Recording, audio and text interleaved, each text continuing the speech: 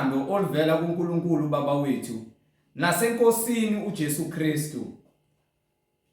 Siyanibingelela nonke balaleli. Leli yizwi leNkosi yethu uJesu Kristu. Lapho sishumayela khona, sifundise, siphinde sihlole imibhalo engcwele ngokwentando kaNkulunkulu kwindodana yakhe uJesu Kristu oyinkosi nomsindisi empilweni zethu. Sizocela kubo bonke abantu abalalele njengamanje ukuthi nibe namaBhayibheli kuze sizofunda sonke kanye sibe nokuqonda imibhalo engcwele. Kulabo abangenawo amaBhayibheli sizocela ukuba ni-download amaBhayibheli emafonini enu kwi-App Store kuze sonke sizofunda kanye sibe nokuqonda imibhalo engcwele njengokutholakala kwayo encwadini engcwele. Bazalwane, igama lami nginguYeqiniso Bright Zulu, ngihamba nomfowethu uMhlengi Zondi.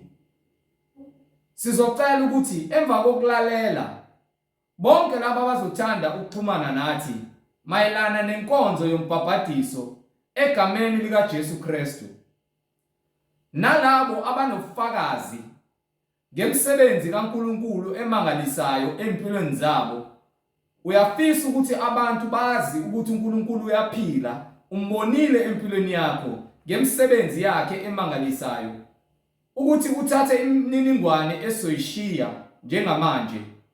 Nalabo abanemibuzo mayelana neBhayibheli bengenakho ukuqonda abadinga ukuthi babe nabo ukuze bahambe kule ndlela eyokukhanya, eyisibani ekumele sihambe ngayo, eyokuphila, enguKristu Jesu.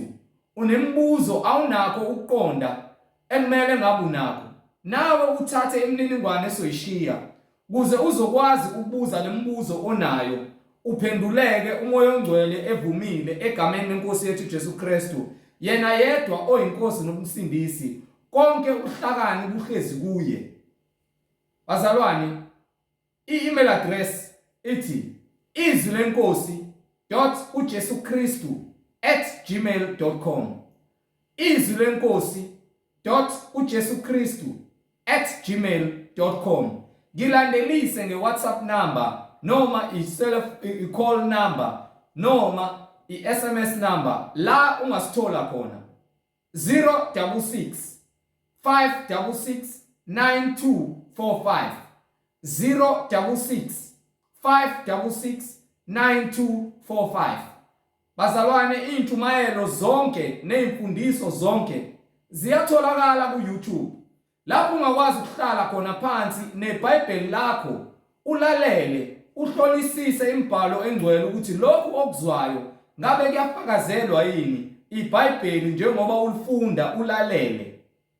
Ungakhohlwa ukuthumela izihlobo zakho nalabo ohlanganyela nabo kwindawo engcwele nimdumisa uNkulunkulu, simbonga uJesu Kristu oyinkosi nomsindisi. Uma sithi siyakholwa ukuthi uJesu Kristu uyinkosi nomsindisi empilweni zethu, ungakhohlwa ukusubscribe kuze uzokwazi ukuthi uyithole njalo intshumayelo eziphilileyo, uzokwazi ukuthi uhlale emfundisweni ephilileyo. Umoya oNgcwele mayithinta inhliziyo yakho, ulizwa ilizwi eliphilileyo eliwukudla ekumele siphile ngalo imihla ngemihla. Bazalwane, asivule ngomthandazo simbonge uNkulunkulu ongubaba wethu. Ku-YouTube uthi izwi lenkosi uJesu Kristu, izwi lenkosi uJesu Kristu. Ungakhohlwa ukusubscribe, ungakhohlwa ukuthumela nalabo obathandayo ofisa balizwe izwi beze nabo ekufinyeleleni kwazini iqiniso eliphilileyo elinguKristu Jesu oyinkosi nomsindisi. Baba wethu osezulwini, malingcoliswe igama lakho Nkosi uJesu Kristu. Umbuso wakho mawufike empilweni zethu sisemhlabeni njengasezulwini. Usiphe namhla isinkwa sethu semihla ngemihla. Izwi lakho elinamandla okusikhulula kukho konke ubumnyama nokungaqondi. Izwi lakho eliphilile elizile Nkosi laba inyama, sayibona inkazimulo yalo. Siyabonga Nkosi uJesu, siyacela Nkosi ukuthi usiphe lesinkwa semihla ngemihla, ngoba umuntu ngeke aphile ngesinkwa senyama kuphela kodwa ngamazwi onke aphuma emlonyeni kaNkulunkulu. Usiphe Nkosi namandla okunqoba inyama yethu, usiphe namandla okunqoba inkohliso yesitha.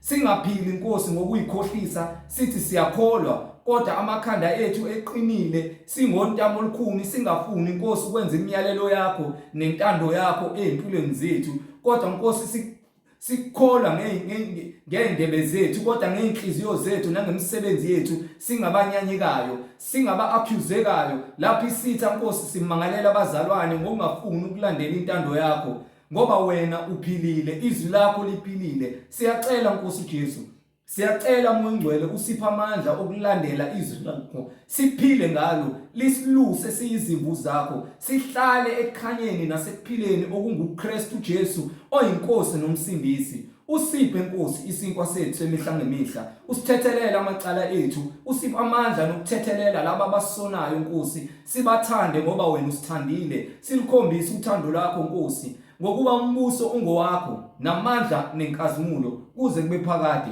Amen.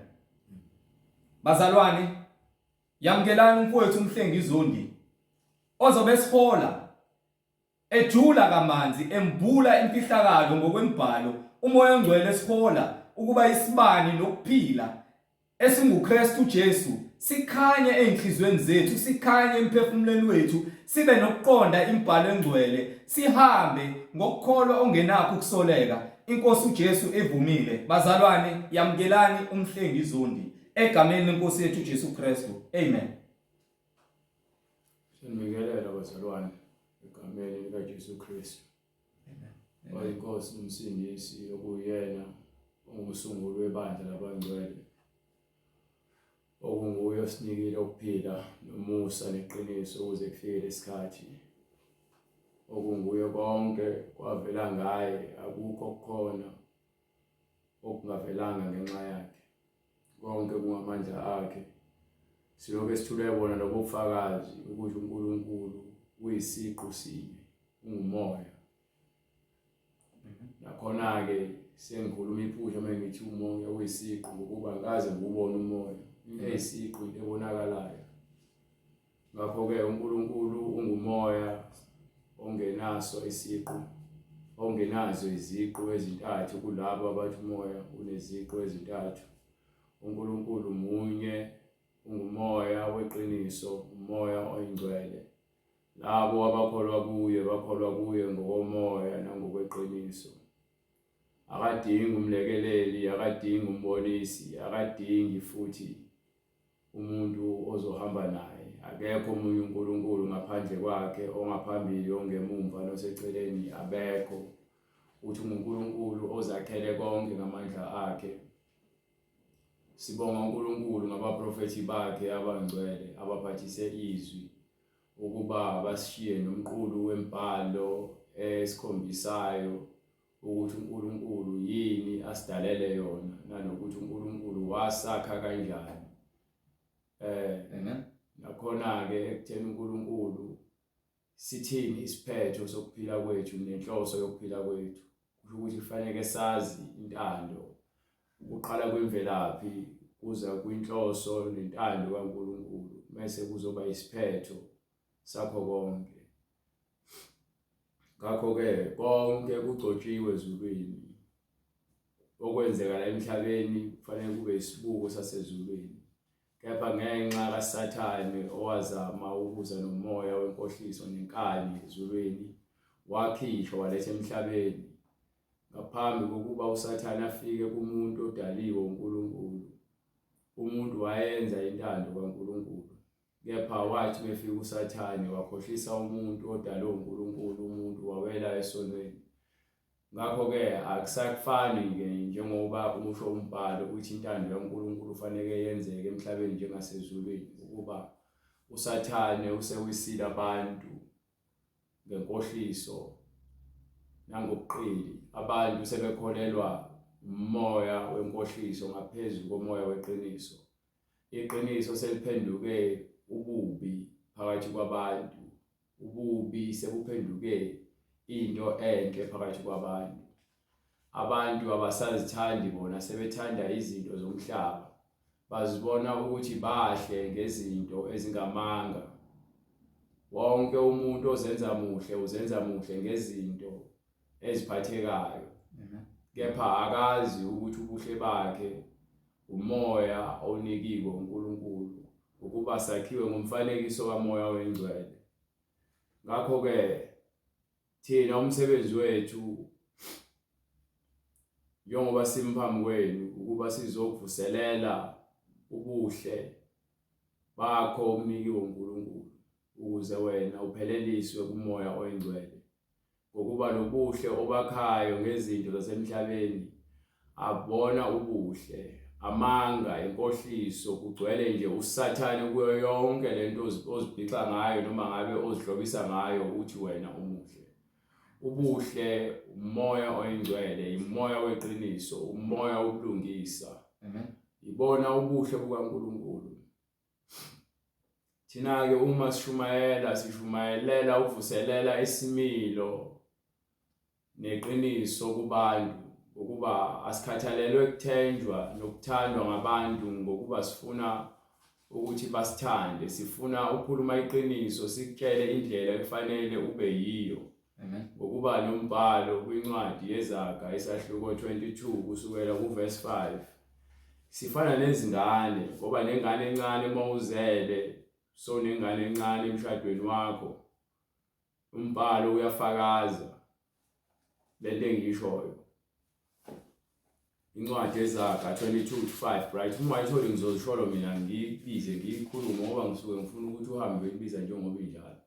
Incwadi izaga isahluko 22 verse 5 ethini ameva nezingibe kusendleleni. Isahluko 22 verse 5 Izaga isahluko 22 verse 5 ameva nezingibe zisendleleni yabaphambeneyo kepha ogcina umphefumulo wakhe uyakudedela kude nakho. Khulisa umntwana ngendlela eyakuba ngeyakhe. ithi incwadi khulisa umntwana ngendlela eyakuba ngeyakhe Kuyakuthi lapho esekhulile ukuze kuthi uma esekhulile angasuki kuyo bese engagudluki kuyo. Ngakho ke nathi singabantwana bakaNkulunkulu ngale kokukhulunywa ngabantwana abancane siyeza kubantwana abancane kepha nathi singabantwana bakaNkulunkulu ngale ndlela ukuthi uma umfundisi emi phambi kwepulpit noma emva kwepulpit umele ukuthi afundise ibandla elingabantwana bakaNkulunkulu indlela ekufanele baphile ngayo ukuze bezoqina kuyo bengeke bese bagudluka. Kanjalo uma umzali ezwa indlela yokuziphatha ngaphansi kwesandla sikaNkulunkulu uthatha leyo mfundiso ayofundisa ingane yakhe ekhaya ukuze ingane yakhe ikhule ibe yile ndlela ekufanele ibe yiyo kuNkulunkulu ukuze uma seyikhulile ingane ingeke igudluke kuleyo ndlela uNkulunkulu afuna ibe yiyo. Ngokuba yini incwadi ithi siyalungiswa siyabulawa usuku lonke.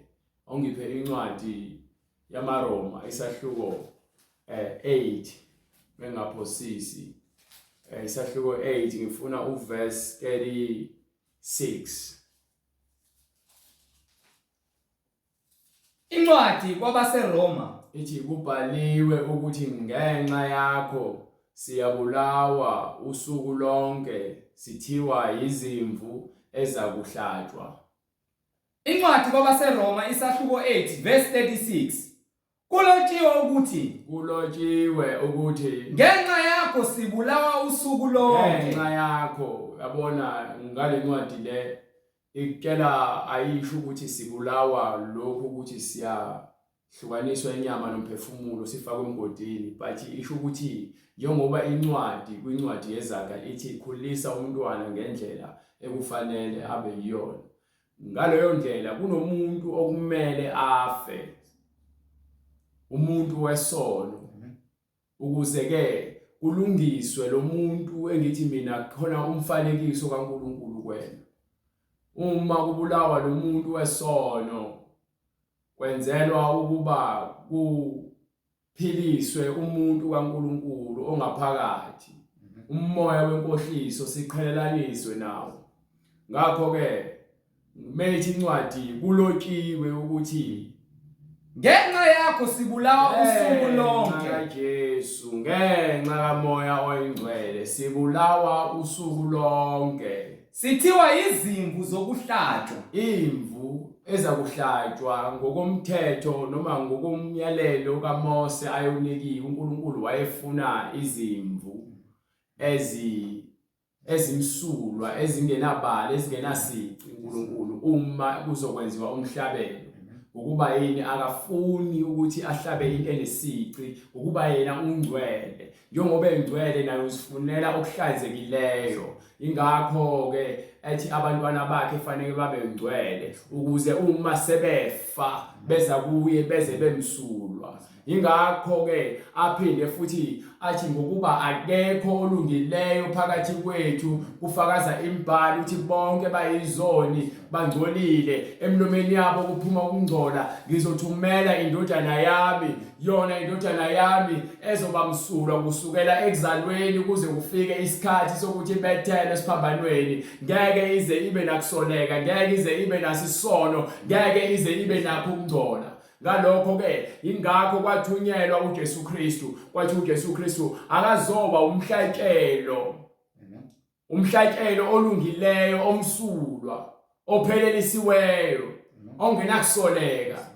Ngakho ke simelwe ukufana noJesu. Uma sithi sifuna ukuza kuNkulunkulu fanele senze njengoJesu. Akufanele sibe nokusoleka ngokuba uJesu waba umhlabelo, amen, ophelelisiweyo, ongenakusoleka, umhlabelo ongcwele, omsulwa, ogeziwe ngesigezo samanzi ngezwi kaNkulunkulu. Lalela ithi incwadi yamaRoma lapho umpostoli Paulo etshela abazalwane, sahluko 12 amaRoma from verse 1, ebatshela abazalwane ukuthi uma uza kuNkulunkulu kunendlela okumele ube yiyona. Incwadi kwabaseRoma isahluko 12 iverse 1. Ngakho ngiyanincenga bazalwane, uthi umpostoli Paulo, ngakho ngiyanincenga bazalwane, ngobubele bukaNkulunkulu, ngomusa nangothando nobubele bukamoya oyingcwele, ukuba ninikele imizimba yenu ibe ngumnikelo ophilileyo. iBhayibheli uthi kulotshiwe ukuba sibulawa usuku lonke njengezimvu ezizakuhlatshwa. Usho ukuthi ke uma sizoba umnikelo fanele silungiswe ngezwi, njengoba umpostoli Paulo ethi ngakho ke ngiyanincenga bazalwane ukuba ngobubele bukaNkulunkulu ukuba ninikele imizimba yenu. Uma unikela umzimba wakho kuNkulunkulu unikela kuNkulunkulu ongcwele. Ngakho ke nawe fanele ube msulwa ufane noJesu indodana yakhe emsulwa, njengokuba ke nezimvu ngomthetho omdala ngesikhathi kusenziwa imhlatshelo kwakunikelwa ngemhlatshelo emsulwa engenakusoleka. Ngakho ke nawe manje njengokuba ke usufuna uJesu ulethiwe ukuba azoba umnikelo, sonke sifanele ukuba imnikele njengoJesu. Ingakho umpostoli Paulo ethi ke ngakho ke ngiyanincenga bazalwane ngobubele bukaNkulunkulu ukuba ninikele imizimba yenu ibe ngumnikelo ophilileyo, ibe ngumnikelo ophilileyo. Into ephilileyo ngokwamoya oyingcwele yinto ehlanzekileyo, ongcwele,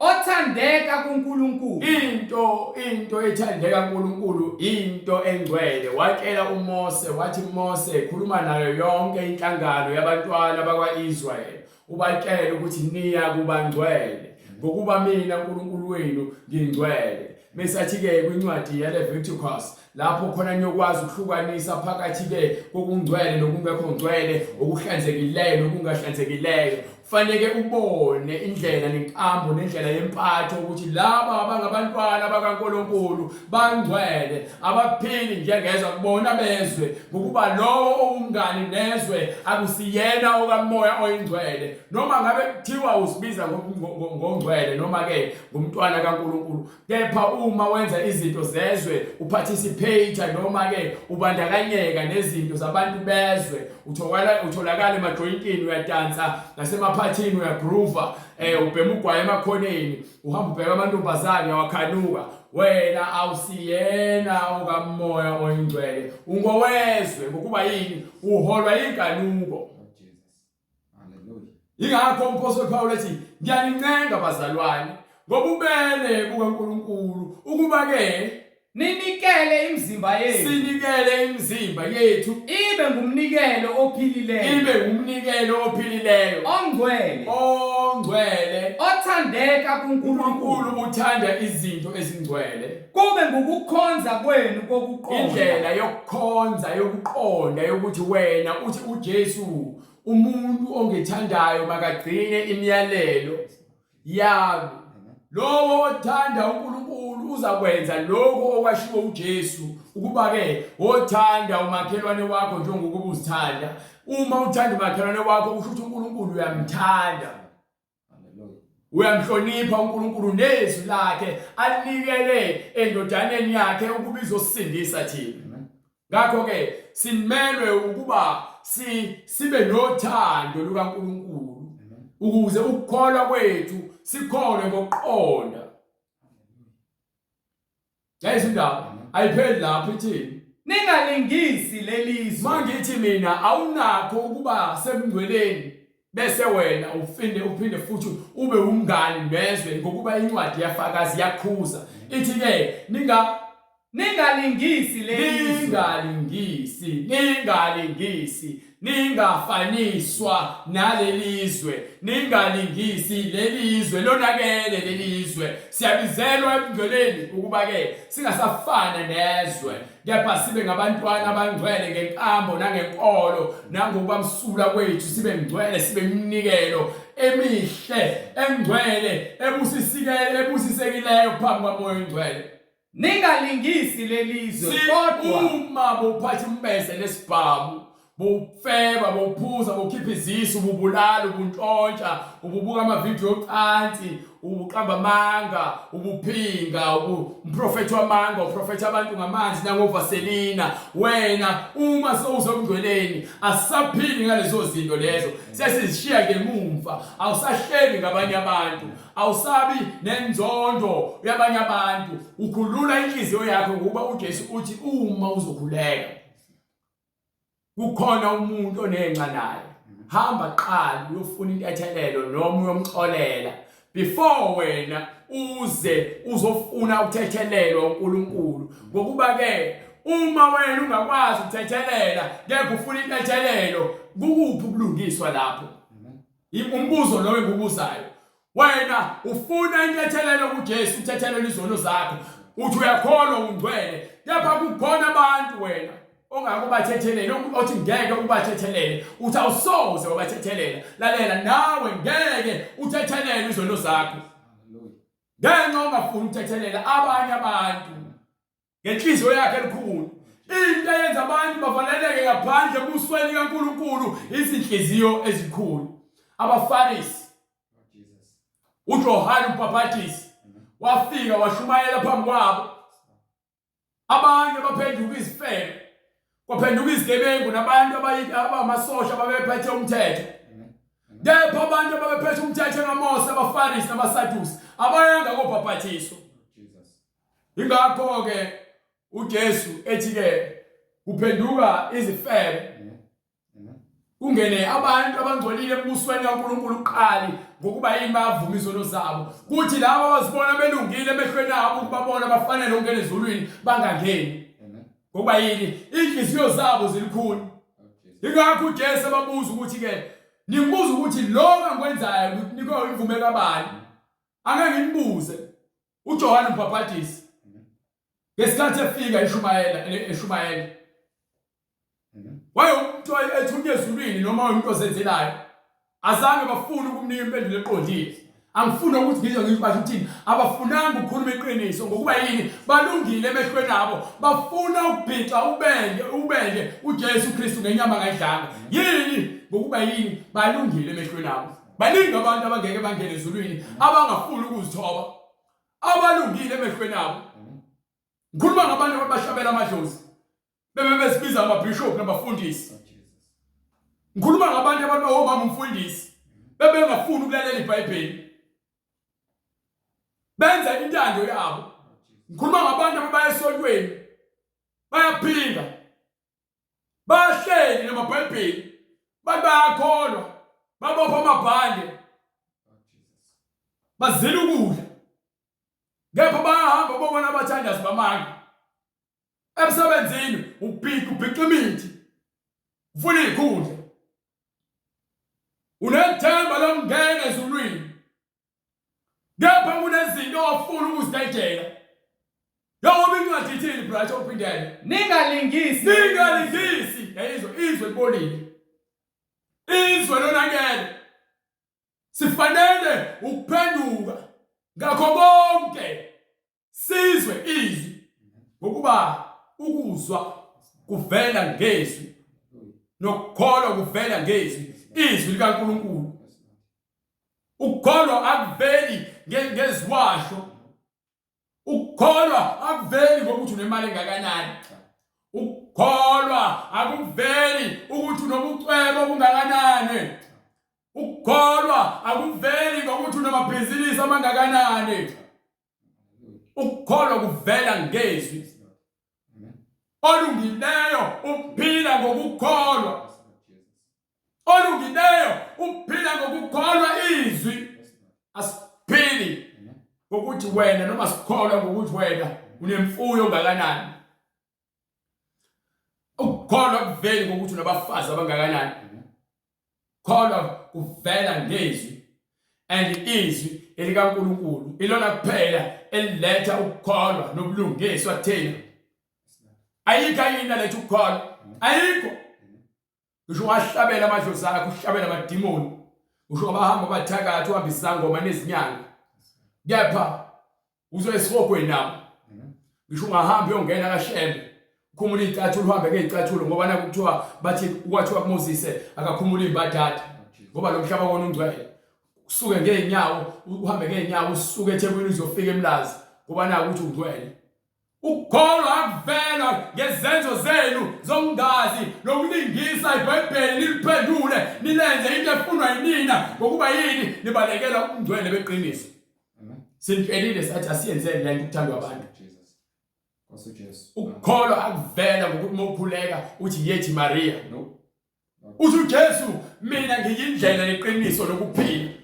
Akekho umuntu ozenza kubaba ngaphandle kwami. Usho uJesu. So uyaphi kuMaria? Uyaphi emadlozini?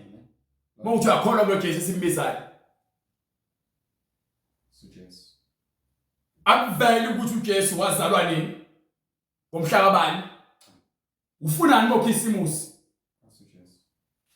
Ufather Christmas noJesu bahlanganaphi? uSanta Claus noJesu bahlanganaphi? Nyaningisa nyenza. Ngapha nazi nenzani? Ngiyakholwa ngapha nazi ngikholwa yini? Usho njalo uJesu kwintombazane yaseSamaritan. Athi nikholwa eningakwaziyo. Hallelujah. Niyakholwa ningakwaziyo. Niyabhubha niyaphela. Athi Hosea abantu bami bayaphela. Ngenxa yongabi nalo ulwazi, ngilahlekelwe ulwazi. Nibhizi celebrate amaphasika. Sikhululiwe ephasikeni. Nina nibhizi nibabezela abantu abafundisi, nababishop, babambezela abantu ngemfundiso zamanga. Babhizi bahlaba izilwane bachitha igazi. Yasitshela incwadi ukuthi lelo gazi lezilwane lalingenele. Ingekho kwathukela indodana ukuba yona izokwazi ukungena emngcweleni ukuze ivulele thina edabula phakathi eveyini. Sonke sesikwazi ukukhuluma noNkulunkulu direct ngomkhuleko. Akusadingi isihlabe, akusadingi igazi. Amen. Lord Jesus. Asafuna inkosi. Yini uphinde ufundele verse 10. Ningalingisi leli. Ngiyalingisa lelizwe elibamba imfundiso ngendlela engafanele. Uthi uJesu. NoIsaya wakhuluma wathi abantu bangikhonza ngeindlebe zabo. Bangikhonza ngemlomo yabo. Kepha ngezinhliziyo zabo bakude nami. Bathatha izimfundiso zoyise nobaba babo. Asebenzisa zona ngaphezulu kwemfundiso zikaNkulunkulu. You understand? Bakhonza okudaliweyo kunomdali. balandela izinto ezifundiswa abantu ngaphezulu kwalokho okufuna uNkulunkulu. Awungiphe lencwadi yaseKolose usahluko 2 ngifuna uverse 8 nje kakhulu, ngifuna wona uverse 8 yewodwa. Ngifuna uverse 8. Incwadi kwabaseKolose isahluko sesibili verse 8. Yebo. Xwayani Funa kube khona onithumbayo. xwayani ngaphandle kwalokho kuzoba khona abantu abanithumbayo. Ngokuhlakanipha nangenkohliso eyize. Njengokwemvelo yabantu. Imvelo yabantu, inkohliso nenkulumo zabo eziyize nolwazi lwabo liyize. Njengezifundiso zokucathula kwezwe. Imfundiso zabo zokucathula kwezwe. uNkulunkulu uthi konke kuphelela kukho kodala. Bona baqhamuka nemfundiso zabo zokucathula kwezwe bezokhohlisa abantu abangazilutho. Kunjengemfundiso akufani nemfundiso kaKristu. Imfundiso zoshembe ayifani nemfundiso kaKristu. Imfundiso zeZayoni banika izwasho akufani imfundiso kaKristu. BeMaromini bathi yethi Maria akufani imfundiso kaKristu. UyamaPentecostal bashaya izigubhu babiza iTrinity, akaza afundisa uJesu Kristu ngeTrinity. No. Lord Jesus. UyamaLuthela, uyamaBaptist Church. Bonke labo bakutshela ukuthi asinankinga uma uhlabela amadlozi, ungeza kuthina senza bonke. Xwayani. Khona abanye abazibiza ngebandla bathi likamoya. Xwayani. Bathi abanenkinga ngokunika abantu izwasho. Xwayani. Ithi iBhayibheli xwayani, qaphela. Funa kube khona onithumbayo. Ngokuhlakanipha nangenkohliso eyize. Ngitheme ngicela ngiqala abantu babulawa inkohliso nemoya yokudukiswa uSathane. Incwadi ya Timothy yesibili. Incwadi ya Timothy yesibili isahluko sesithathu ngifuna nje ungiphe uverse 12. Incwadi yesibili kuTimotheo isahluko sesithathu verse 12. Yebo bonke abathanda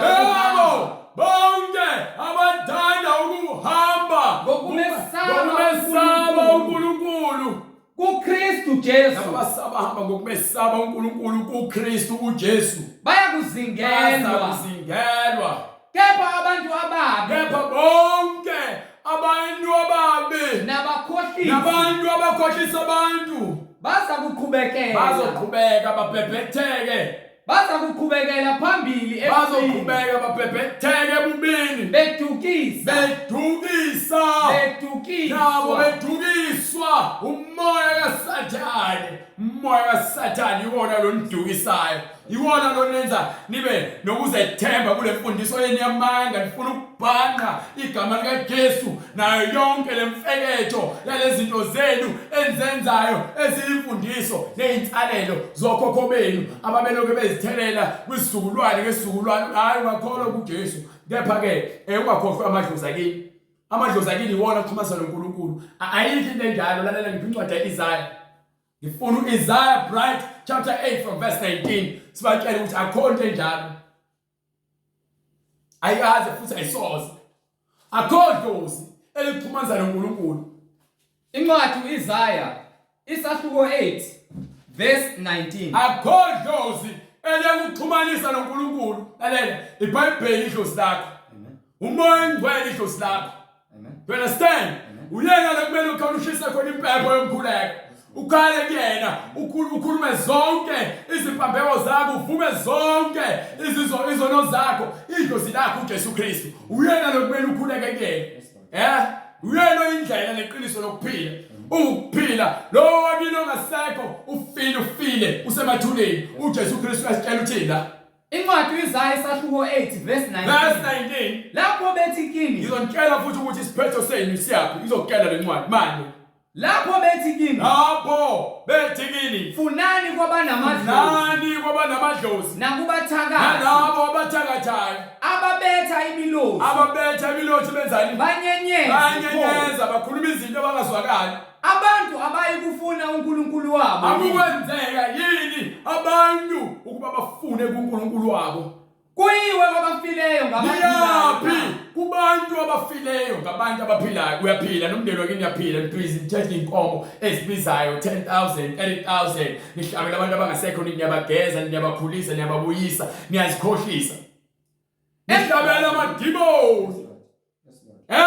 egameni lamadlozi asiphiki amadlozi akhona amadlozi abantu bakini abangasekho kepha kaze kuthiwa sibahlabele uma uhlabela amadimoni lawa aphula izingane egcekeni ngoba nofida igazi uNkulunkulu ushakho gazi kumele ichitheke liqediwe kwakuhlatshelwa yena nina ehlabela abantu bakini nina nesihogweni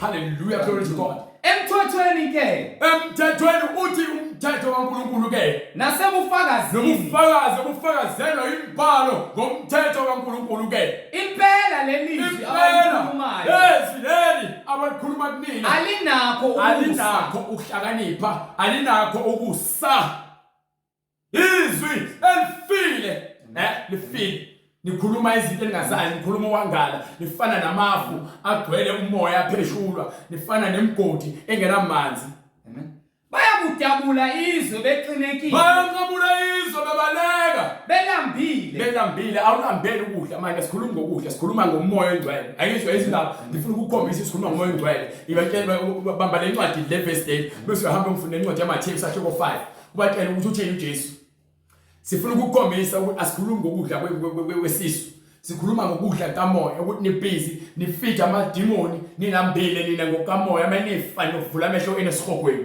ngive brother 5 ngokuka Mateyu 5 starting from verse 3 yebo babusisiwe abampofu emoyeni kuphi emoyeni kuphi emoyeni izinto sikamoya so phindela ngalo batshela ukuthi yini ezokwenzakala bazobaleka uzophinda ukuzo batshela mothani ngifuna ukuthi uvale ngale kule ncwadi batshela into ezokwenzeka kubona bayabaleka belambile incwadi uIsaya isahluko 8 emthethweni ke nasebufakazini nangobufakazi yobukhona eBhayibhelini impela lelizwi abalikhulumayo alinakho ukuhlakanipha lisibula izwi lomlima bayakudabula izwe beqinekile belambile izwi iBhayibheli lithi babusisiwe abalambile emoyeni abalambile emoyeni sikhuluma ngabalambe ngokamoya babusisiwe abampofu emoyeni ngokuba umbuso izindaba umbuso wezulu ungowalabo abalambile ngokamoya izindaba bayakudabula izwe beqinekile belambile kuyakuthi lapho belambile ngokamoya ngesikhathi belamba bavuke ulaka bese bevuka ulaka ingakho besibatshela sithi lalela lento yakho yamadlozi ayikho lento yakho eziwashwa ayikho lento yakho yokuthoba ngokuthwala ayikho bathuke inkosi yabo bathuka bani inkosi yabo bathuka lo dale konke bathuka uNkulunkulu bathuka uJesu noNkulunkulu wabo izindaba babheke phezulu bese bebheka phezulu bayakubheka nasemhlabeni beqalaza nasemhlabeni bheka nakho ukuhlupheka balambile ngokamoya babanjwe isimo sesomiso bomile imphefumulo yabo dry ingakho uNkulunkulu athi Ezekiel yabona amaphondo nabantu amathambo lawo mina shumayela uprofeti kunamathambo lawo avuka amathambo kohlangana inyama wathi mathambo hlanganani khulunywa ngezinto zamoya akhulunywa ngepirate labafundisi bena abahofukwe abafundisi bena abayizinge nje abangakwazi ukukhuluma iqiniso babhizi ngokusupport ama-team ebhola esontweni bakhuluma ngezinto zasemhlabeni isitshela kahle incwadi ukuthi ke hlukanani nezinto zasemhlabeni nebusiness celebration indaba yepirate esontweni hayi bo hallelujah glory to God bayakubheka nasemhlabeni bheka nakho nindlela yathi nihlupheke nilambe ngokamoya nize nithuke uNkulunkulu nithuke nenkosi ibe kube yini ingane zenu sezilambile ziphenduka izitabane mfundiswe izitabane akanankinga nezitabane esontweni akashumayeli ngokutabane bagcwele ubumnyama badwanguze ubumnyameni ilanga libalele yini balambile ngokamoya akukho ukukhanya akekho uJesu angaphili uJesu kimi nokuhlelela kosizi kuyokwenzakala lapho kwalokho yebo bayakuqoshelwa esiganyaganyeni indawo esigayigayeni esigayagayeni indawo yeni sesihogweni ilapho khona izimpethu ezinde ezingashi nomlilo wakhona ongacishi kukhona ofezela nezinyoka lapho khona siyobe ngithola isijeziso sakhona ngeke ongafuna ukulalela kwenu ngiphe buya ngale incwadi yathi sifunde amaRoma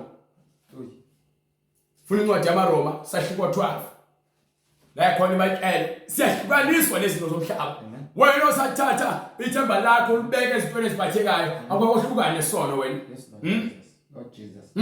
ningalingisi lelizwe uma kuthiwa ngalingisi lelizwe ungiphi incwadi ya Deuteronomy 22:5 uma kuthiwa ngalingisi lelizwe uma uphila ngokungcwele iBhayibheli likhuluma into eqondile kepha ngenxa abafundisi bamanga bangafuni ukukhuluma iqiniso ingakho senibambelele ezintweni zakulelizwe ngaphezulu kamoya oyingcwele ingakho ningasoze namamukela umoya oyingcwele niyohlezi niphika niqhakambisa izinto ezidaliweyo ngaphezulu kwalokho komdali ngiphe incwadi ya Deuteronomy 22:5 right incwadi uDeuteronomy isahluko 22 verse 5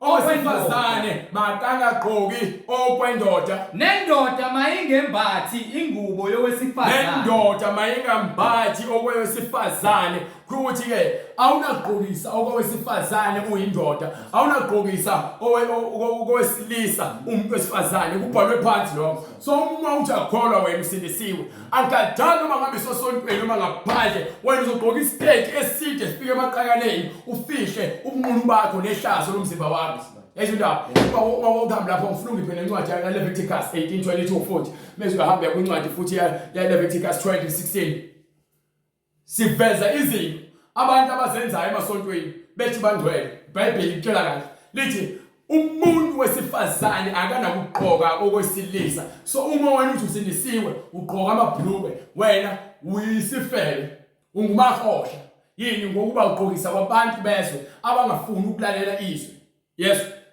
Leviticus mfuna 18:22 right incwadi uLeviticus isahluko 18 verse 22 yes sir ungalali nowesilisa wena ndoda nina abafana iBhayibheli yakutshela ekalomqondo olobutabana lithi iBhayibheli ungalali nowesilisa njengowesifazane kuyisinengiso uma uthi usindisiwe kulo moya lo wobutabana awunaki ukulala abanye abafana njengomuntu wesifazane umuntu wesilisa noma ngabe uthi usejele awunaki ukulala abanye abafana mawuza lonto uyisinengiso uzosihogweni ngalokho futhi uzohamba uyoshela esihogweni ushela ukuba isoni yini bathini isihlobongi Lord Jesus. lana abanye abafana ungalali nesilwane ukuzingcolisa ngaso nani abantu endlwengula isilwane niyazingcolisa ngalokho niyesihogweni ngalokho uma ungaphenduki uma ungavumi izono zakho uthethelele uyesihogweni ukulala nezilwane nowesifazane makangemi phambi kwesilwane ukuba alale naso kuyichilo akafanele ukulala nesilwane abanye ke bakhadlishana nazizinja babhona izinja embhedeni athi ulala nede kuyichilo abantu laba ukuthoba sindisiwe siyanisindisa sinjalo izinto basiyisindisa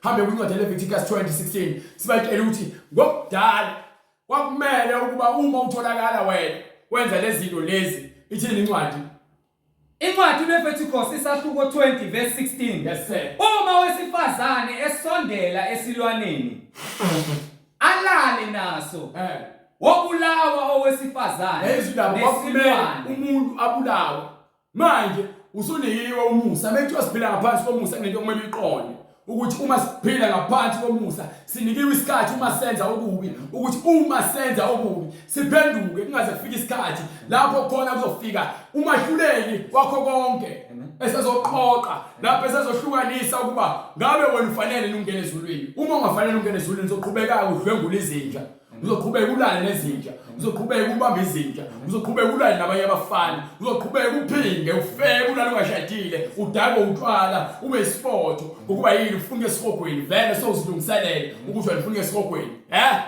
wobulawa nokubulawa, wobulawa nokubulawa, igazi labo libe sezandleni zabo, libe phezu kwabo. bese vokala uqhubeka ithini, qhubeka.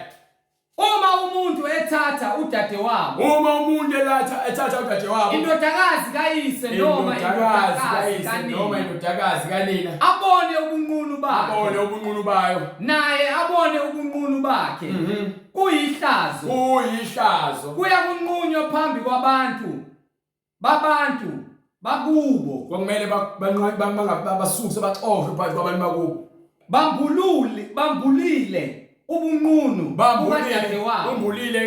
bukadadewabo, noma ngabe ubani lowo olala nosisi wakhe wenza ihlazo, uyichilo lelo akufanele. Uyakuthwala ububi bakhe, uthwele isono sakho. Ngezwe indaba, ayike wena ngani siyabatshela uma incwadi ithi ke fanele sikwazi ukuhlukanisa ngiphe uLeviticus 10:10 khona bezokozwa ukuthi nabafundisi abamaphambi kwepulpit awunakuza la udakiwe, awunakuzwa la hamba ucishe ibhabhalazi. iBhayibheli liyaphika lo nto le, ababhishop nabapostoli nabaprofeti nabafundisi nabavangeli bonke abantu abamemva kwepulpit, iBhayibheli liyabatshela into indlela yokuphila nendlela yokuhlukanisa nabantu abakholwayo bonke ukuze fanele sihlukaniswe lezwe. Why kumele sifane lezo sithi yakhona? Ngiphe Leviticus 10:10, right? Niyabahlukanisa okungcwele, niyobesehlukanisa okungcwele nokungengcwele, nalokho okungekho ngcwele, okungcolileyo nalokho okuhlambulukileyo.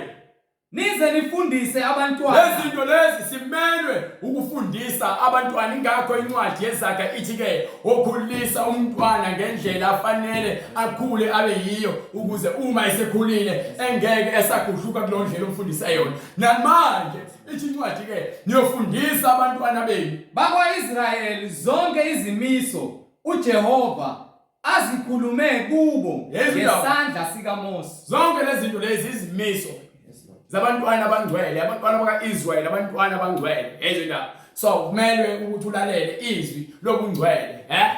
Ngiphi incwadi eMaroma? Funa incwadi yaMaroma. Funa incwadi yaMaroma. Ningalingisi lelizwe. Funa ithi incwadi singalingisi lelizwe. Lalela isasho kanje ohambe ungipha kwincwadi lapha kwincwadi yelotuzana yeqala baseKorinte.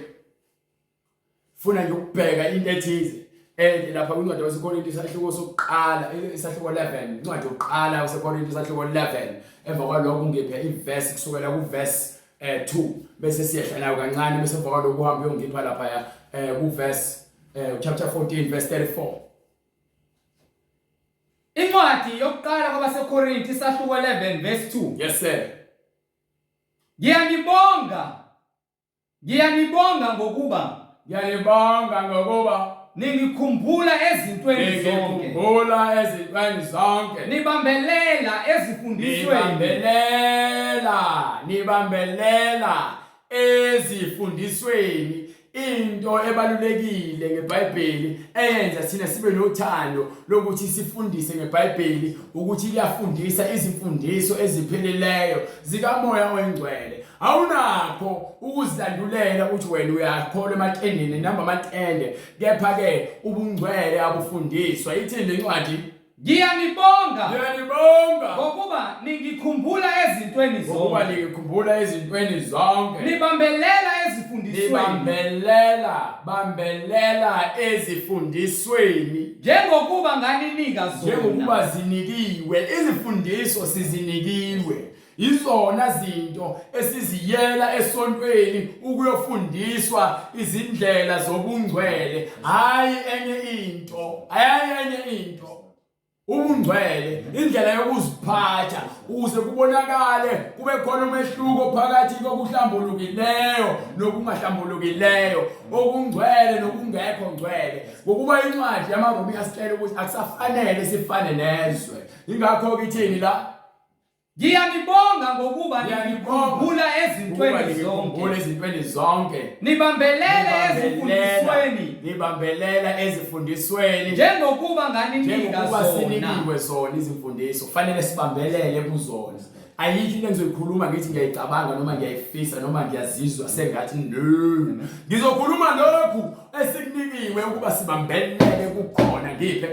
Kepha-ke Kepha-ke ngithanda ukuba nazi nayi into ekumele niyazi bazalwane.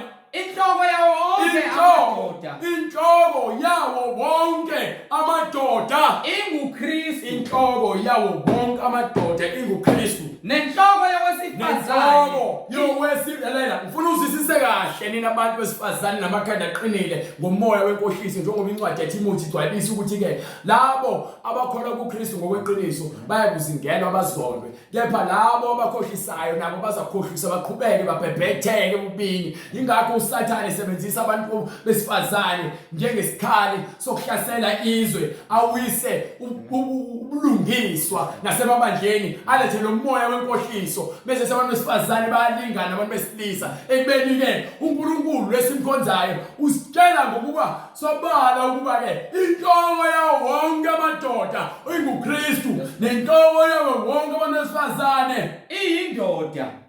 ezindaba uNkulunkulu akathumelanga indodakazi yakhe ubizofela izwe wathumela indodana yakhe. So ngalokho uma indodana yakhe iyinhloko yebandla nendodana yakhe ithi-ke indoda iyinhloko yomuntu wesifazane ukuba uNkulunkulu washo kanjalo ku-Adam no-Eve wathi-ke uyakukhanukela indoda yakho iyakubusa kuwe. Iyakubusa kuwe. Awunakutshela ukuthi wena ubona uyasebenza ekhaya so uthi-ke hayi-ke wena indoda usho wena ushaya isicathulo awusoze waba indoda wena. Uyohlezi umuntu wesifazane ingakho nizala ingane zabantu besilisa bese zisisa abantu besifazane ukuba yini nonke niyaphambanisa izinto. Niphambanisa yonke into. Nifuna amadoda ngenkani nifuma no 50-50. 50-50 esihogweni. Ezindaba esihogweni niyakhona no 50-50 wena. No president kwalo onikele omniyelelo lo uthi libe no 50-50. Ngeke. Kepha ngithanda ukuba nazi ukuthi inhloko yawo onke amadoda inguKristu, yawo wonke amadoda inguKristu. nenhloko yowesifazane iyindoda, yowesifazane iyindoda. nenhloko kaKristu Nenhloko inguNkulunkulu. kaKristu inguNkulunkulu. Ileyo naleyo ndoda Ngakho-ke ileyo naleyo ndoda esuke ikhuleka uma indoda ikhuleka noma iprofeta noma iprofeta. ikhanda layo Uma limboziwe, indoda iprofeta noma ikhuleka ikhanda layo limboziwe. ihlazisa ikhanda layo. Iyahlazisa. Ngiyabuka nje abantu bethi bamaJuzi bethi bamaSulumane bamashembe basho yonke abantu babhizi bakhonza uNkulunkulu negqoko. Abanye bathi bamaKristu bame emgaqweni bathi bayashumayela evangeli bafake amakepisi bafake igqoko. iBhayibheli litshela kahle uma ukhuleka noma uprofeta kufanele ungafaki isigqoko kanjani noma ngabe kuyabanda noma kuyanetha. Uma ukhuluma noNkulunkulu wena ufanele ukukhumula isigqoko usibeke phansi ukuba yini lokhuluma naye ungaphezulu kwakho manje. Yileyo naleyo ndoda esuke ikhuleka noma iprofeta noma iprofeta ikhanda layo limboziwe. ihlazisa ikhanda layo. Yahlazisa ikhanda lakho. Akho umuntu wesilisa ongathi ungena esontweni efaka isigqoko athi uzodumisa uNkulunkulu. Lo muntu owenza njalo uhlazisa ikhanda lakhe usho ukuthi awuhloniphi umyalelo kaNkulunkulu. Izindaba. Kepha yilowo nalowo owesifazane. Kepha yilowo nalowo manje sizwe ngabesifazane ukuthi kepha yilowo nalowo wesifazane osuke ekhuleka uma umuntu wesifazane ekhuleka noma nokuba eprofeta. Yes sir. Ikhanda lakhe lingakhutuzelwe, lingamboziwe. uhlazisa ikhanda lakhe. Umuntu wesifazane othi uma ekhuleka noma eprofeta ekhanda lakhe lingakhutuzelwe noma linganqwazile noma lingamboziwe. Lo muntu wesifazane uhlazisa ikhanda lakhe. Akukho nto lozomtshela khona ukuthi wena no ngifake iwig ngikhavile ikhanda lami. Lokho kufanele ukuthi uyahlanya. Lokho ubula lokho ngokuba yini uthathe wena into engeyona yakhe inwele zokufakelwa. Uthanda le inwele zokufakelwa ngaphezulu kaNkulunkulu. Wena uzifakela ubuhle lenwele zokufakelwa uzifakelanga ukuhlonipha uNkulunkulu. Ngakho-ke ithi incwadi wonke umuntu wesifazane okholwayo akangalungi noma afake izinto zokufakelwa ekhanda lakhe. Ngakho-ke wena lo nto efakile akuyona ukuhlonipha uNkulunkulu. Le nto efakile wena uzifakele wena namadimoni izinto zamadimoni lezo. Ngakho-ke incwadi itshela ukuthi umuntu wesifazane kufuneka mboze, kufuneka uthathe isidwedwe noma indwangu ikhanda lakho uligunguzele ukuthi ulimboza kanje ulikhanda. Akukho ukuthi wena uzomtshela ukuthi wena uzohamba uyothenga isigqoko esincane esingaka losifakele ekhanda ecoleni uthi umboza ikhanda lakho. Uyazikhohlisa. Wena uhlazisa ikhanda lakho ngokungafuni ukulalela. Kepha yiloyo naloyo wesifazane. Into ebalulekile ukubambelela ezimfundisweni esizinikiwe. ukubambelela ezimfundisweni ubona amasonto week abazalwane be-weak ngokuba imfundiso sebeyazibalekela sebeyashifta abalekela iqiniso bafuna lezi zinto ezojabulisa inhliziyo zabo ngepha kepha yiloyo naloyo owesifazane osuke ekhuleka noma eprofeta ikhanda lakhe lingakhuthuzele uhlazisa ikhanda lakhe ngokuba lokho kukunye uyefana nokuthi uphucile ugundile umfazane engcwele akavumelekile ukuba gunde ikhanda lakhe ukuba ke lokho kuumthetho kaNkulunkulu izositshela futhi incwadi ukuthi siphe isizathu ngena kuyona ngokuba uma owesifazane engakhubazele akagundwe kusho ukuthi uma umuntu wesifazane engafuni ukugubazela akagunde phela uma kuyihlazo ukuphuca ingakho ke lalesisa uma kuyihlazo kowesifazane ukuba agundwe noma kuyihlazo ukuthi umuntu wesifazane agunde noma aphuce uma kuyihlazo kowesifazane ukuba agundwe noma aphucwe akakubazeke akamboze ikhanda lakhe alifihle ukuba lokho kumthetho kaNkulunkulu akubona umthetho kaMhleki lo imfundiso lezi sizinikwa umoya engcwele awunakungitshela wena into ethanda wena ilona isinoma umfundisi abafaka okholo nama-wiki lapha bememeza Jesi awalithanda laba abaseNkulunkulu abasanakulashwa beyala ngani ilahliwe ngokuba yena ulahliwe ngokuma lapha phambi kwena nqambela amanga egqoke ngendlela engafanele emindaweni erong Lord Jesus. asinadlala abantu besikhohlisa iBhayibheli likhuluma into wena ukwenza enini uthi usenisiwe ingithakalo imi nje endaweni engafanele Hallelujah Lord Jesus. ngithakalo Hallelujah. ngokuba nempela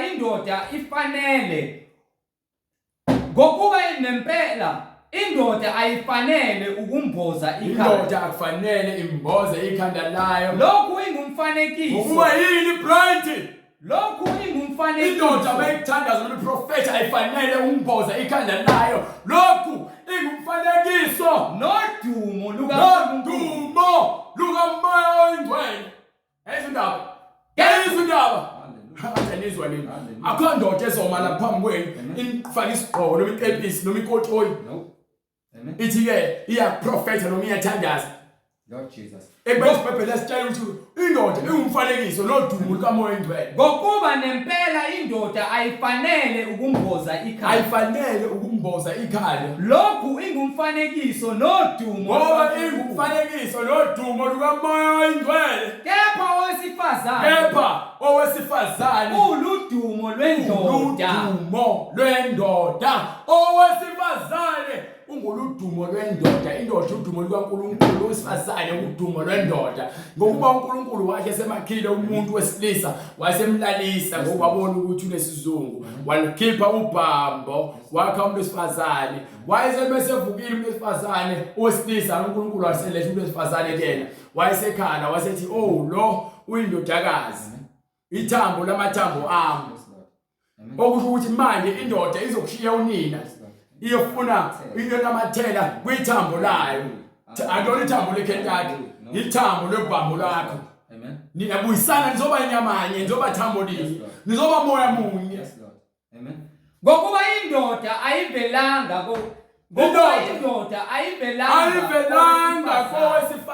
ayivelanga kowesifazane kodwa owesifazane owavela endodeni kodwa manje umuntu manje usephuma kumuntu wesifazane indoda isitshala imbewu kumuntu wesifazane bese umuntu wesifazane abambe ngesibeletho sakhe bese uNkulunkulu ayikhulise ingane leyo mbewu ayenze ihlangane neqanda lelo qanda liphihlike bese kwakheka ihlulu lohlulu kuze kuphume ingane so wena uma ubulala ukhipha isisu wena utshela uNkulunkulu ukuthi wena awufanele unelungelo nalokubulala noma uNkulunkulu akafanele ukuthi adale wena uyabulala umfanekiso kaNkulunkulu uNkulunkulu uyadala wena uyabulala ingakho kuthiwa ke ningalali ningashadile ngoba nina senikhipha izisu ingakho kuthiwa ke abantu abakhipha izisu nabo lezo ingane igazi labo libalindile ngale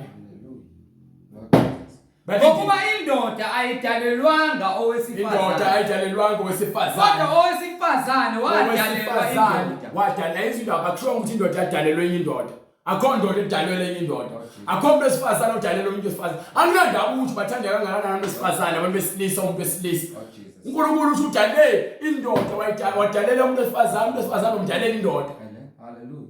Hallelujah. indoda ebhalwe phansi Ngalokho ke owesifazane ufanele ukuba abe nophawu lwesithunzi ekhanda ngenxa yezingilosi. umboza inwele lezo zinikiwe nje ungafanele ugunde uphawu olunikile lwesithunzi ngenxa yezingilosi na umboza ikhanda uma umthandaza nomprofeta umboza ikhanda ngokuba uNkulunkulu uthi lokho kungukuhlonipha. Amen. Kungukuhlonipha. Nokho enkosini owesifazane kalutho ngaphandle kwendoda. Owesifazane lena engithanda nangu 50-50 lesitshalo khona iqiniso kuthiwa ke enkosini kuNkulunkulu owesifazane akayilutho ngaphandle kwendoda nendoda ayilutho ngaphandle kowesifazane ngokuba njengalokho owesifazane evela endodeni kanjalo nendoda ivela ngowesifazane umuntu wesifazane wavela endodeni indoda ivela ngowesifazane umuntu wesifazane wavela endodeni indoda ivela ngowesifazane kepha konke kuvela kuNkulunkulu. Iyona nto esutshela yona le kuphela ukuthi ke manje ebandleni futhi batshela incwadi yokuqala 14 qedela mufuna uqedela ngifuna ukuthi usahluko 14 ziboneleni nina ngokwenu ngakho ke ziboneleni nina ngokwenu kufanele yini ukuba wesifazane akhuleke kuNkulunkulu engakubazeki na mwazile noma engambozanga ikhanda noma engakubazeli kufanele isincwadi zahluleleni nina zahluleleni ukuthi kufanele yini kubhalwe phansi eBhayibhelini incwadi yaseKorinte yokuqala isahluko 11 kusukela uverse 1 kuze kuyovala kuverse 2. Hallelujah. 16. Verse 16 imvelo uqobo lwayo ayinifundisi yini ukuthi ithi imvelo uqobo lwayo ayisifundisi yini ukuthi uma indoda inezinwele ezinde uma indoda seyiyeke izinwele abanye baze baluka amasnuphi benze zonke izinto uma indoda inezinwele ezinde kuyihlazo kuyo nokuthi kuyihlazo endodeni ukuthi benenwele ezinde. Endaba so thina ko school asenze noma hairstyle asenze amakhathi nesimohawk bese sigweba izinto lekhanda siphilile emakhanda silalela umoya ingcwele asilalela ama barber shop no liliweni nenwele zabe ezinde bese bafaka into zokufakelwa no Beyonce no Lady Gaga no Nicki Minaj bapenda izinwele zibimbalabala usuyabona esontweni uma bangena nenwele ezimbalabala bazokhona. Hallelujah.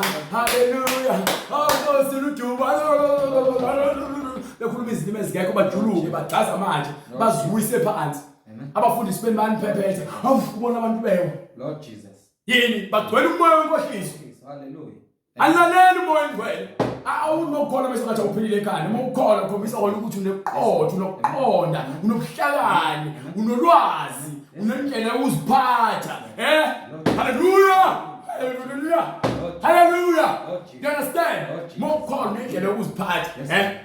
Lesindaba. Nokuthi uma wesifazane enezinwele ezinde. Uludumo kuye na. Uludumo kuye.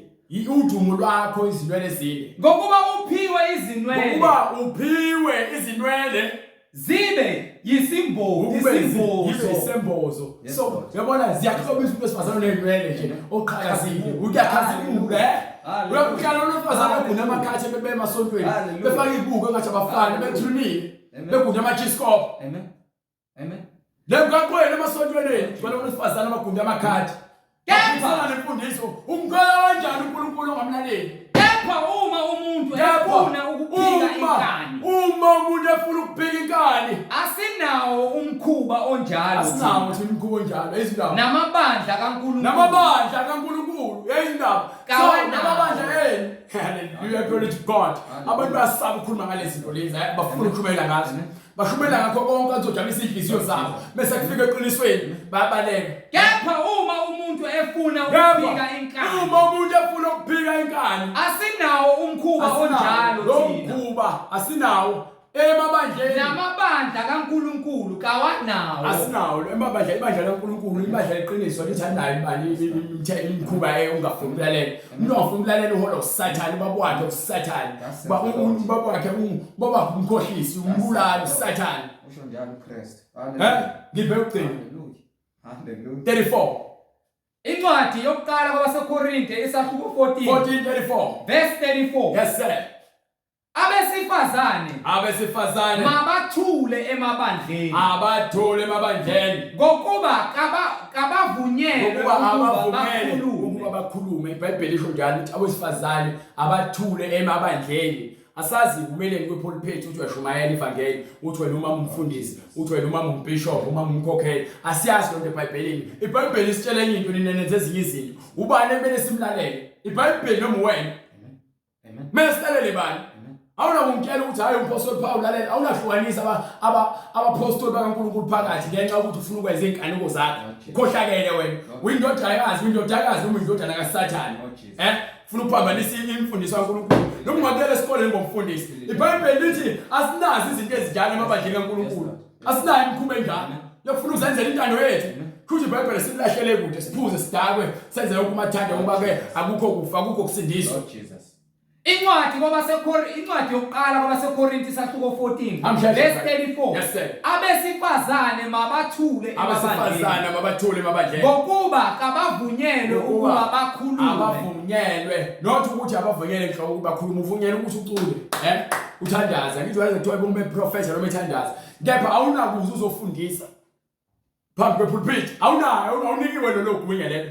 Hlobo. Kepha mabazithobe, njengokuba usho njalo nomthetho. Kusho umthetho. Isho umuntu esifazana makazithobe. Uma ke bethanda ukufunda utho, Ithi incwadi uma uthanda ukufunda utho, mababuze emadodeni abo emakhaya. iBhayibheli lithi simple, iqondile. Wena ufuna ukuphambanisa ngokuba yini ufuna ukwenza inkanuko zakho.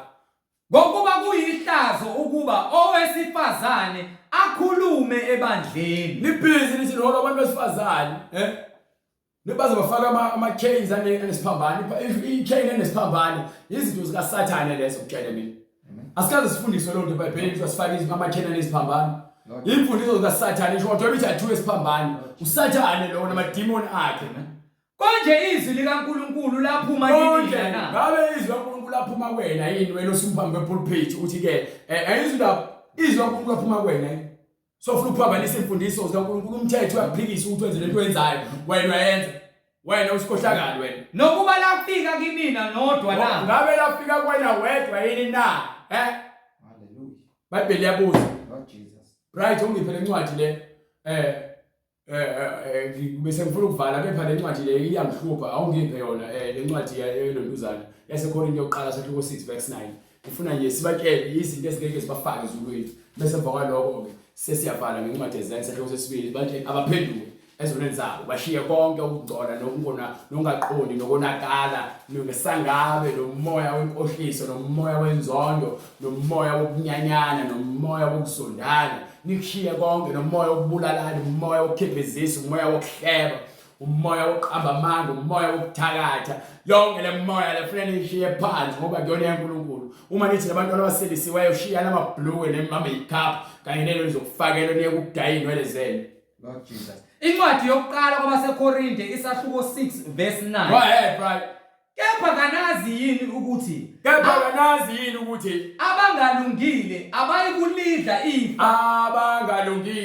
abayikulidla ifa lombuso kaNkulunkulu na. Abantu abangalungile angeke balidle ifa lombuso kaNkulunkulu. Ningadukiswa. So-ke siyanitshela nathi siyafakaza ukuthi umbhalo ningadukiswa. Nazifebe. Izifebe ngeke zilidle ifa lombuso kaNkulunkulu. Abantu abalala ngaphandle komshado ngeke balidle ifa lombuso kaNkulunkulu. Nabakhonza nabakhonza abantu izithombe abathandaza ezithombeni nabantu abanamafoto bathi uJesu noma uHlembe noma ngabe ubani lo nimkhonzayo noma uBuddha noma ngabe uNkulunkulu akuphi lo nimkhonzayo ngeke bangene embusweni kaNkulunkulu. naziphingi Abantu abashadile abaphuma abashiya imishado yabo bolala ngaphandle ngeke bangene ezulwini. nazihlobongi Abantu amadoda abadala la nezingane ezincane zesilisa amadoda la nezingane izingane zesilisa angeke azangene ezulu. nabesilisa abalalanayo Iqabane ngeke zize zingene ezulu. namasela Abantu abantshontshayo angikhathana uma untshontsha kancane noma kakhulu uma untshontsha nje uyentshontsha iqala lokuthi untshontsile ngeke ungene ezulu. nabahahayo Abantu abafisa izinto zabanye abantu baze bavukele inhliziyo ezimbi nemimoya engasile bafuna ukwenza amacebo ukuthi bazuze izinto zabanye abantu ngeke balingene ezulu. Umoya ohaha ngeke ukufake ezulwini. nazidakwa Abantu abaphila ngokudakwa utshwala izidakwa ngeke zingene ezulwini. nazithuki Abantu abathuka intaba ngicula irap ngidlala ama movie kuthiwa intaba nethuka intaba ubana uzokhokhela ngeke ningene ezulu. Mhlawumbe ngaqweli emakhoneni kini ngikhulisana ngenhlamba nithuka inhlamba njalo inhlamba ulimi lakini ngeke ningene ezulu ngaphandle uma ningaphenduki ungaphandle ukuphenduka. nabaphangi abayikulinda Bonke abaphathi izibhamu nembese nabakhomba abanye abantu bebakhuthuza bekhomba imali emabhenki ngeke bangene ezulwini. babe njalo abanye kimi Babe njalo nasasinjalo sasiyizigebengu sasamasela sasifeba sintshontsha siqamba amanga. Kepha incwadi ithi abanye babe njalo kepha senahlanzwa sesahlanjululwa senangcweliswa senalungisiswa sasesilungisiswa ngegama lenkosi ngegama angeswasho angesiphandla angeintambo ngegama ngobaselina silungiswe ngegama lenkosi uJesu Kristu ezindaba silungiswe ngegama lenkosi uJesu Kristu nangomoya kaNkulunkulu wethu oyingcwele silungiswe ngomoya oyingcwele silungisiwe siphelelisiwe ngegama likaJesu Kristu asifunele lutho futhi olunye nangomoya kaNkulunkulu wethu siphelelisiwe ngomoya kaNkulunkulu wethu. Ngiphe incwadi yaPetro incwadi yezenzo sahluko 2 verse 38 simele ukulahla zonke izono. Qala uvale le ncwadi yaMaroma ngifuna le ncwadi yaMaroma ayiyayi bungakuqedi ngifuna nje siqede yona sahluko 12 le khona bathi asihlukane nezinto zemhlabeni bese baka lokho uqhubeka ningalingisi singalingisi lelizwe kodwa niguqulwe isimo kodwa fanele siguqulwe isimo ngokwenziwa ibe yintsha ngokuba fanele yenziwe ibe yintsha ingqondo yezindaba before kushintshe yonke into kufanele uqale kushintshe ingqondo kufanele ishintshe usuhlabekele enhliziyweni ayishintshe ingqondo ungasafani nezwe ushiye zonke izinto zasezweni kushintshe ingqondo. Kushintsha kwengqondo umoya engcwele usiyaqala ukunika direction yobungcwele. Kushintsha kwengqondo. Hallelujah, glory to God. Ngeke uze ungene kuNkulunkulu ingqondo yakhe ingashintshile. Uma useza nezono zakho uzophila nazo ebungcweleni ayingqondo yakhe ayikakushintsha. Wena uyakholwa ngomlomo kepha ingqondo isabambelele ebumnyameni bajiwe. Ufuna umkhuleko, ufuna deliverance. Lo mqondo wobuKristu uma ubekile Uthi nalomqondo wobuKristu mawubekithi owathi umfanekiso loNkulunkulu akakubona lokho kwinto okuphandwa. Mawubekile umqondo woNkulunkulu.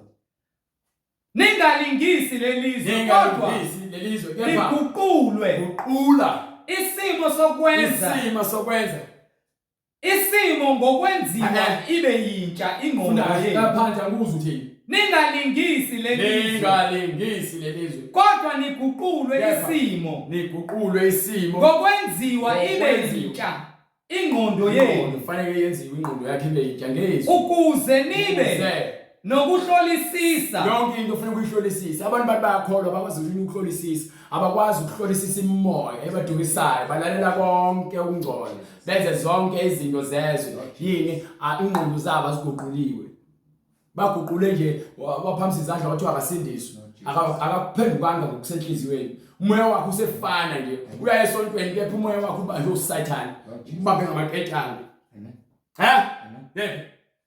ukuze nibe nokuhlolisisa okuyintando kaNkulunkulu. Kufuneka sikwazi ukuhlolisisa lokho okufunwa umoya oyingcwele. Ngikhulumile lento uqala ngathi into ebalekile ukwazi ukuthi sidalelweni bese siyazi intando kaNkulunkulu, bese siyazi isiphetho sokuthi khona ukuphila okuphakathi kuJesu. Ukuze nibe nokuhlolisisa, ukuze sibe nokuhlolisisa okuyintando kaNkulunkulu. Kufanele sikwazi ukuhlolisisa lokho okufunwa umoya oyingcwele. Okuhle Incwadi yaPetro, incwadi yezenzo. Okuthandekayo, lokho okuhle okuthandekayo nokupheleleyo. Incwadi izenzo isahluko sesibili verse 37. Yes sir. Sebekuzwa bahlabeka enhlizweni. Bathi kuPetro nakwabanye abapostoli. Madoda abazalwane. Siyakwenza njani na? Kumele siyenze na. uPetro wayesethi,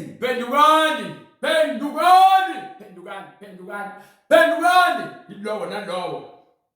Pendukani. Iloyo naloyo abhaphathiswe egameni. Lonke into ephendukayo, wonke umuntu ophendukayo kufuneka aphenduke iqala. Into ethiwa guqula ingqondo yakho. Qala guqula ingqondo yakho. Bese emva kwalokho uyaphenduka, uya kuye uJesu, uyobhaphathiswa egameni lakhe, egameni likaJesu Kristu. Bhaphathiswa egameni likaJesu Kristu. Kukho ukuthethelela kwezono zakho ngoba ingqondo yakho isiguqukile. Pendukani.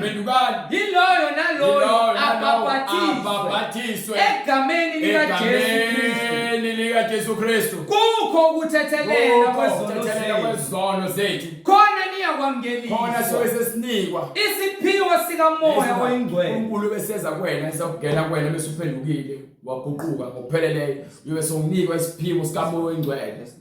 Ngokuba isithembiso ngesenu nesabantwana benu, esabo bonke abakude, bonke inkosi uNkulunkulu wethu eyakubabiza, wanezelela, wabayala nangamanye amazwi, wabatshela wathini, zisindiseni kulesizukulwane esiphambeneyo. Sindise kulesizukulwane esikhohlakeleyo. Zisindiseni kulesizukulwane esiphambeneyo. Emgcoleni kuphuma ibandleni lamanga. Uzofuna uJesu ngokusemthethweni nangokuseqinisweni. Uyothi bese ufuna ukubhaphathiswa, bese usithinta imininingwane siyayishiya lapho ku screen, inamba ne-email, ulethe ubufakazi nakhona usebenzisa inamba noma i-email, unemibuzo ephathelene neBhayibheli, sifuna imibuzo, iyona mibuzo esiphila ngayo ukuze sivule uqonda nakwabanye abantu ngalo iBhayibheli. Ngakho ke yobe sowusithinta, siyocela ukuthi ke uNkulunkulu aqhubeke asigcine ngaso lesikhathi lesi sikusona kusukela manje kuya phambili, sikwazi ukuthi sigcineke ebukhoneni bakhe, nenkazimulo yakhe ihlale kithi, siqhubeke nokumkhonza nokuzinikela kuye egameni likaJesu Kristu. Sicela usivalele ngomkhuleko. Baba, egameni lenkosi yethu Jesu Kristu, uNkulunkulu onamandla, wena okhulula impilo zabantu, wena Nkosi Jesu oletha ukukhanya, wena okwazi ukukhuluma nomuntu omdalileyo Nkosi, ukhulume nenhliziyo, ukhulume nomoya lo wawuphefumulela Nkosi, usuyibumbile lenyama. Siyabonga Nkosi Jesu kuba abantu bakho bayalizwa izwi lakho, ukukhanya Nkosi kufikile. Labo abamkelayo ukukhanya Nkosi bona laba abangamadodana. Siyacela Nkosi Jesu Kristu kuba izwi lakho elinamandla elukhanya kubo bonke labo uSathane ozama ukuphuphethekisa ingqondo zabo kuba bangafinyeleli ekulazini iqiniso eliphilileyo elinguKristu Jesu oyinkosi nomsindisi ezimpilweni zethu. Siyabonga moya ngcwele ukuba wena uyabakhulula egameni lenkosi yethu Jesu Kristu. Ngegama lenkosi yethu Jesu Kristu sithi ukukhanya kufikile Nkosi emhlabeni, ukukhanya kunguKristu Jesu yena okuphila. Siyabonga Nkosi Jesu kuba abantu bakho bayezwa wena umsebenzi wakho moya ngcwele uyazenzela ezimpilweni zabo kuba bonke baba banezindlebe bayalizwa izwi lakho, bayeza ekuphendukeni, bayakwamkela Nkosi Jesu njengenkosi nomsindisi. Kube inkazimulo nodumo kuwena uNkulunkulu wethu osemazulwini. Ngegama lenkosi Jesu, ngegama lenkosi yethu Jesu Kristu, siyabonga moya ngcwele kuba uthembekile, siyabonga umsebenzi wakho omuhle, siyabonga ngezimpilo zethu, siyabonga Nkosi ngempilo yobungcwele esifuneke siyiphile Nkosi, siphile ngayo imihla namalanga. Sibonga ukugcinwa nguwe Nkosi emhleni bakho nasemseni wakho, egameni leNkosi yethu Jesu Kristu, yena yedwa oyinkosi nomsindisi. Sikhulekela Nkosi bonke abangcwele, isitha esizama ukuphuphethekisa ingqondo zabo, ukuthi Nkosi ubavuselele ngamandla amasha, ubathinte bonke abasembhedeni Nkosi, ababanjiwe amaketango ukufa. Isitha sizama ukuqeda ngeimpilo zabo, kuba baphuza amaphilisi bengenakho ukuqonda ukuthi impilo zabo bayinikela kuliphi imimoya Nkosi. Sithi sikhuluma ukukhululeka egameni leNkosi yethu Jesu Kristu, nalabo Nkosi abashelwa amanzi bengawatholi amanzi okuphila anguKristu Jesu, kuba wena Nkosi, wena Moya Ngcwele uphinde Baba ubanelizisele ngamanzi, bahlale kulowo manzi Nkosi anguKristu Jesu, kugobhoze amanzi aphendukela abo ukuphila empilweni zabo egameni leNkosi yethu Jesu Kristu, yena yedwa oyinkosi nomsindisi empilweni zethu. Kube inkazimulo kuwe uNkulunkulu wethu osemazulwini manje naphakade. Amen. Makube kini umusa nokuthula okuvela kuNkulunkulu Baba wethu nobunye bazalwane okuvela kuMoya Ongcwele kuze kube phakade. Amen.